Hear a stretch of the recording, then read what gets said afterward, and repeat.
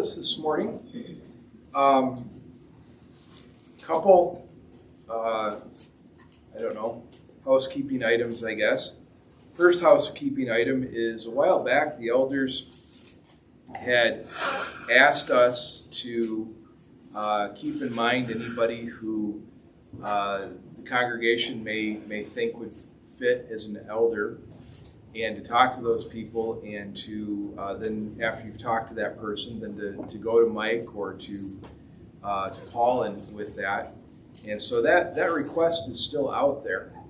And I wanted to talk about that for just a little minute, because what happens in a congregation is sometimes it's very easy for a group of people to just assume that the way it is the way it should always be.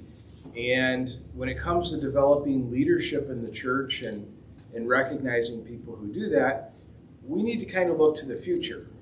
So you might be plenty happy with Mike, and you might be plenty happy with Paul, and they're good guys, and not saying they're not.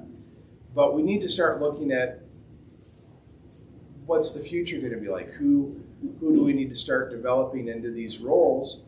Because 10 years from now, 15 years from now, 25 years from now, what's this congregation going to look like? What's our responsibility to God's family here in Powell? And so we need to think about those things.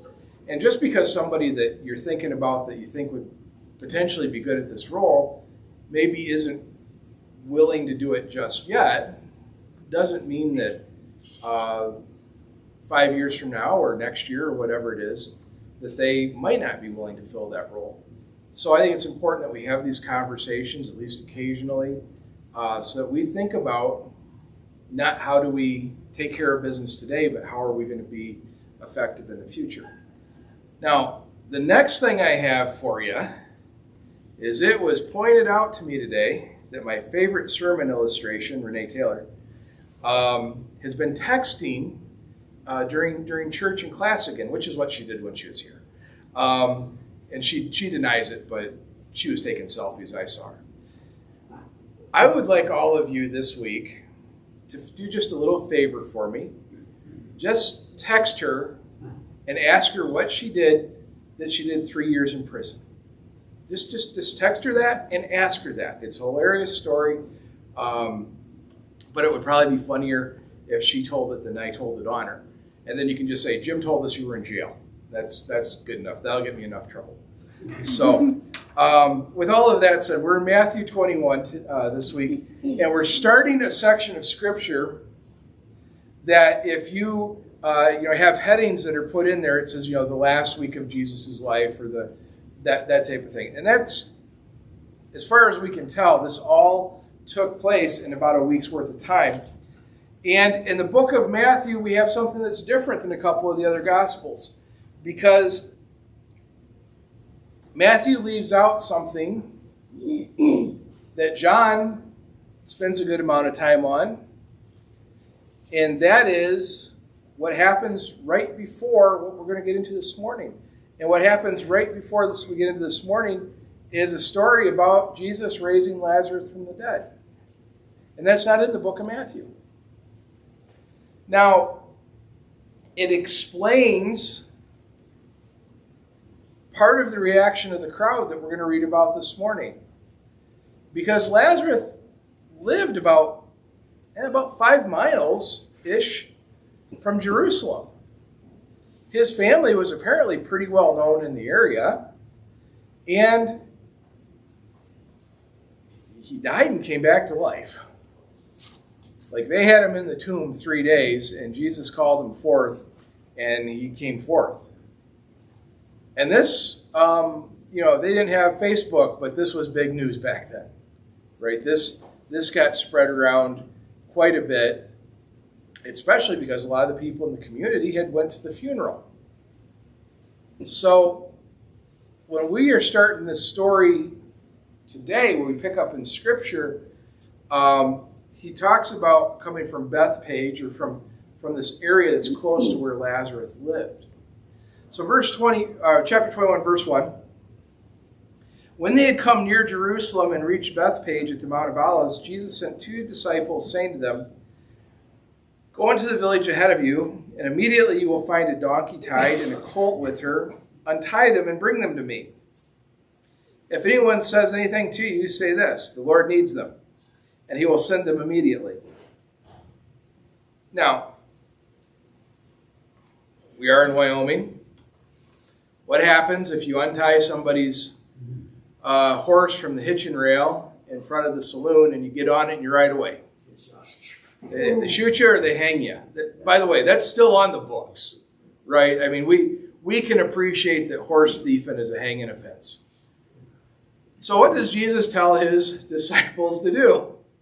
Well, it's donkey thieving, so that's probably not as big of a thing unless it's Ralston mule days, right? He tells them to go and take this donkey. And this donkey has apparently never been ridden, and it's hitched up. Now, they weren't fond of letting people take their horses or donkeys back in the first century, either. They didn't have 6 guns, so they couldn't deal with it that way like we would have in Wyoming. But this is an odd request. This is not a typical thing. You don't typically get to use somebody else's livestock without their permission. So this is what he tells his disciples to do. And he tells them, if anybody asks you, just tell them the Lord needs it. He'll send it back in a minute. And apparently this is an effective way to borrow a donkey if you're Jesus, because it worked. But verse 4 tells us, this took place to fulfill what had been spoken through the prophet, saying, "Tell the daughter of Zion, look, your king is coming to you humble and mounted on a donkey, on a colt, the fall of a donkey." The disciples went and did as Jesus had directed them. They brought the donkey and the colt. They put their cloaks on him, and he sat on them. Now, when I was younger, at my uncle's, did a fair amount of horseback riding. Now, for the most part, there was a couple horses that you could get on. One I remember quite well. Her name was Dolly. She was I don't know. She wasn't very tall. She was about maybe that tall. And you could get on her, and she'd let you just get right up on her back, and you could make a halter out of hay twine. I mean, out of baling twine, and she'd go any place you wanted, just like that. Like she'd trot the kids. You could put a 4 or 5 year old kid on there bareback, and she wouldn't bounce that kid off for nothing. And she loved kids, and was a great horse that way. Then there were the other horses, and we had a couple. One was named Penny. She was my cousin Chris's favorite horse. And then we had a stallion named Ivan, and I can't remember all the other ones. But Ivan and Penny were fast horses. Like Chris used to compete barrel racing with them, with Penny. She was a fast horse. And those horses, you really probably ought to have a saddle on them, because they thought it was kind of fun to bounce you off if it was, they were in the mood for bouncing you off, bucking you off the horse. So not every horse, not every donkey really wants something on its back. And to bareback, and you say, well, this is to put cloak on it. That's bareback. If you don't have nothing to hold on, that's bareback. And that's what they did with this donkey. And so, for those of you who are, now personally, my use for horses is about 2 weeks in October. It involves elk hunting. Other than that, I don't really have much of a use for horses. They cost a lot of money, and that's about all horses do. But back then, this is the main mode of transportation other than walking. If you're rich enough not to have to walk, you probably got a horse or you got a donkey or camel or something. Well, they put them on bareback.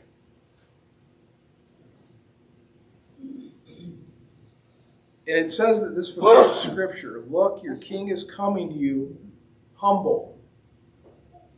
Now, normally, if you're royalty and you're going into a city,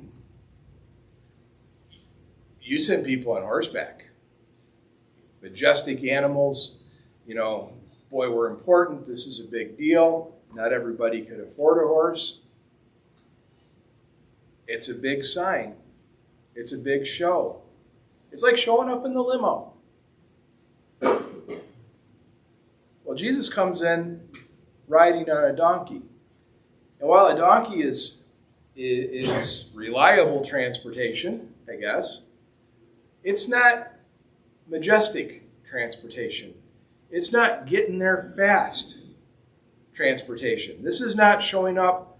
This is not the equivalent of showing up in a Corvette. This is the equivalent of showing up on a bicycle.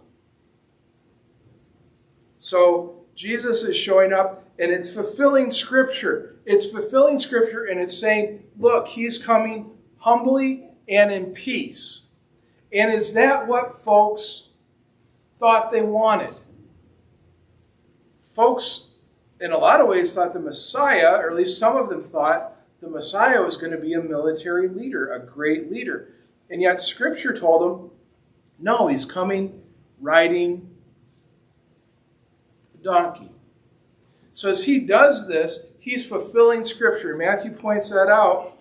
And it says, a very large crowd spread their cloaks on the road, and others cut down branches from the trees and spread them on the road. Now, if you're reading one of the other translations or you're reading one of the other variations, it says they spread what type of branches? They're palm branches, right? Very important item, and I'll get to that in just a second, but the crowds are doing this, and they're going ahead of him as he's riding on his donkey. They're walking along the sides of the road, right along the sides of the road, and they're shouting, Hosanna to the Son of David. Blessed is the one who comes in the name of the Lord. Hosanna in the highest heaven. And when he entered Jerusalem, the whole city was in turmoil, asking, who is this? And the crowds were saying, this is the prophet Jesus from Nazareth in Galilee. So it's about 5-ish miles from where the story, we think it takes place, where he starts going up the road to Jerusalem. And for this whole trip, Jesus is riding on a donkey. We don't see any place else, I don't think, in Scripture that Jesus rode anywhere. He seems to have walked every place that we have record of, except for on this one day and for this one occasion. And the crowds are cutting off palm branches.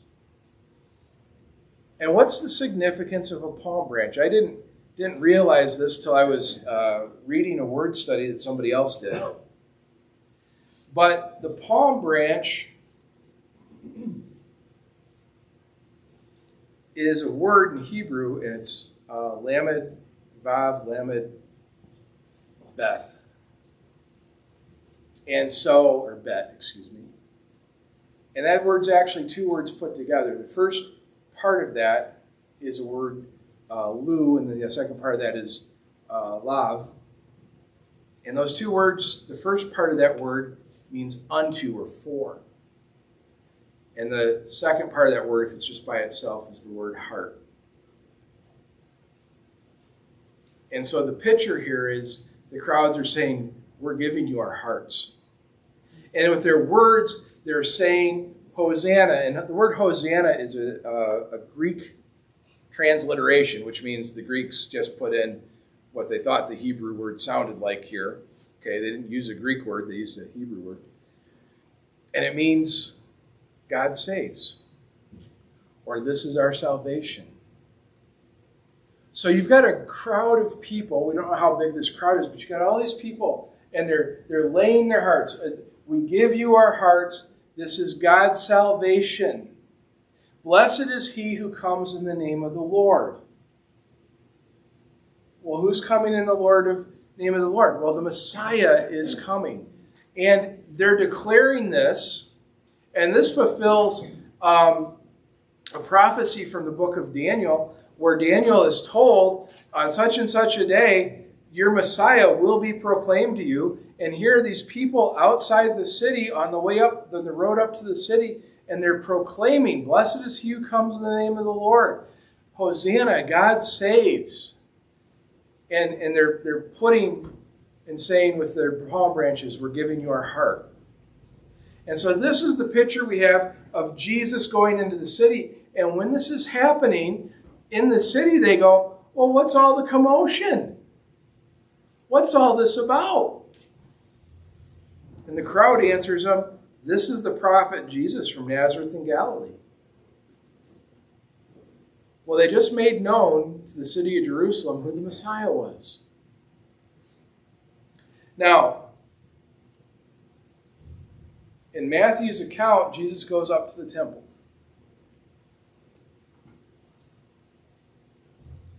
And he enters the temple in verse 12. And he drove out all who were selling and buying in the temple. He overturned the tables of the money changers and the seats of those who sold doves. He said to them, it is written, my house shall be called a house of prayer, but you are making it a den of robbers. Now, he had done this one other time towards the beginning of his ministry where he came up to Jerusalem and he cleansed the temple. This is the second time he does it. I don't want this in my temple. Now, they did not do selling stuff. They didn't do that in the inner part of the temple where the Jewish men went to worship. They did that in what was called the court of the Gentiles. And it was the only place that Gentiles could go who wanted to be close to God, who wanted to worship God. That's where they could go, and that's where the bazaar or the marketplace was. So they didn't give respect and honor to the place where God said the nations could come and worship him.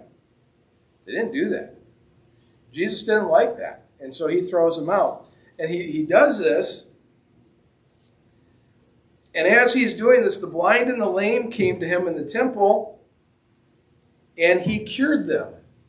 So he's in there, and he does, talk about an awkward moment, right? This is the guy who comes in, he throws the people out of the one area, causes a big commotion, drives out the animals, overthrows the tables. And so what happens is all the blind guys can hear the commotion, apparently. And the lame people, maybe many of whom were laying outside the temple begging for alms, they hear what's going on. Oh, who's doing that? Oh, Jesus is doing that. Well, they heard about Jesus. And they're going in the temple and they're saying, help me out. And in the midst of kind of, I don't know, I think he had to be pretty worked up, right, to throw everybody out of the temple. In the midst of all of that, he has grace and compassion on the suffering, and he heals them.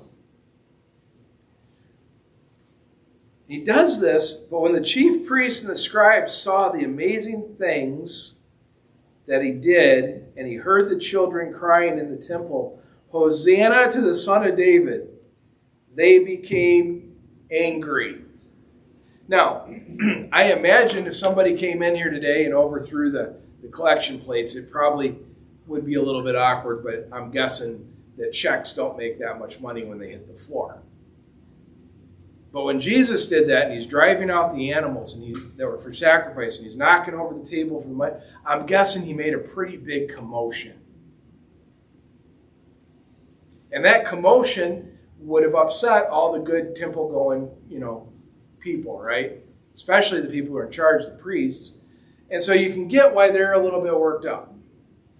And on top of that, you've got crowds of kids praising and saying Hosanna. And on top of that, because Jesus is Jesus, he's healing all these people. You got kind of a little bit of a circus on Sunday morning, you'd think, if it happened here.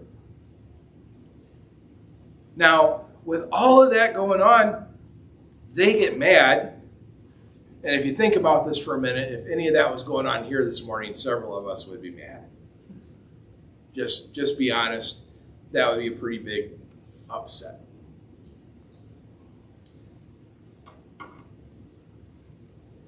Do you hear what they're saying? Jesus said to them, yes. Have you never read, out of the mouths of infants and nursing babies, you have prepared praise for yourself?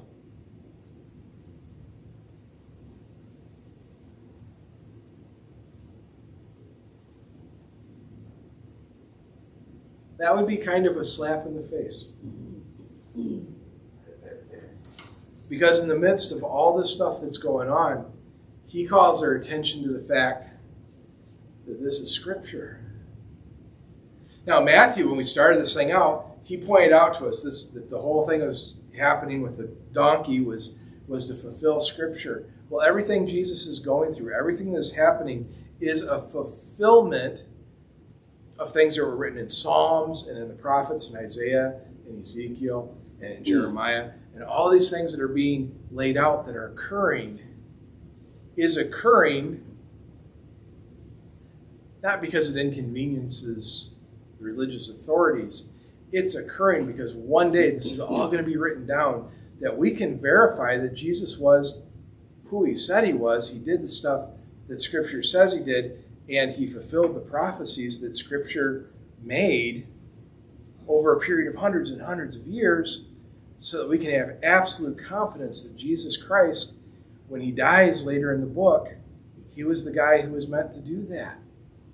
And so he does these things, and he gets done in the temple, and he goes back out to Bethany, and he spends the night there. That was a pretty big day.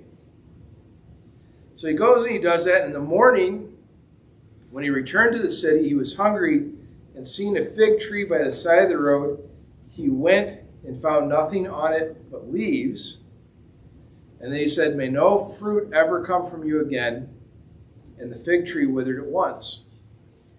When the disciples saw it, they were amazed, saying, "How did the fig tree wither at once?"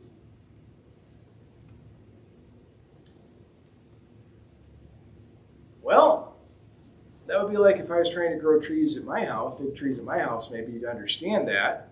That's not usually the way this goes. And Jesus answered them, "Truly I tell you, if you have faith and do not doubt, not only will you be able to do as done with the fig tree, but even if you say to this mountain, be lifted up and thrown into the sea, it will be done. Whatever you ask for in prayer with faith, you will receive." Now, that didn't explain it for me, quite honestly. First of all, it wasn't fig season. You didn't expect to see figs that time of year from what we read in a couple of the other accounts, that it wasn't the season for figs. Second of all, Jesus is a pretty smart guy, so he would have known that. And third of all, what did the fig tree ever do to Jesus? Or anybody else for that matter, just growing there by the side of the road. Yet we have this picture and we're told this story, and why is this included? This doesn't, quite frankly, I have never seen a Veggie Tales on this. Like, they never made that one. But we have this odd instance, and then we have this conversation that Jesus has with the disciples where he explains some things about what they're going to be able to do. And I don't know why this story is put here. I don't know why, I don't have a good answer for you. But Jesus makes some promises to his disciples that in a very short period of time are going to come true. They're going to be endowed with supernatural gifting from God. And so we have that recorded for us. Now, Jesus is going to tell some parables, and starting in verse 28, and I won't have time to get through the parables today and finish up the chapter. So next week we'll pick up in verse 28. But I'd like you to, if you have time this week, I'd like you to read through there and try to imagine what he's doing, because Jesus knows, and he's been telling his disciples, for months and months, as he's going to Jerusalem, what's going to happen, he's going to die. Jesus knows he's going to die, and these are the last lessons, these are the last, classes or sermons or however you want to think about it, that he's wanting his people to know, that he's wanting his disciples to know. So if you get some time this next week, read over this and ask yourself, well, why are these points the important points that he wanted to get made before he left? And if they're that important that he wanted to do them then, maybe it might be important for us today too. Thank you for listening to me this morning. That's our sermon. If you've got a need, whether it's a spiritual need or a physical need, a desire for prayer, would you please let us know, because the elders here and the church as a whole, we'd like to help you with those needs. If that need is for salvation, then boy, we really want to help you with that. If that needs to get restored and get your walk with the Lord right, we'd sure like to help you with that. Or if you need something else, we'd like to know what it is. Dan, you got a song for us? That's it.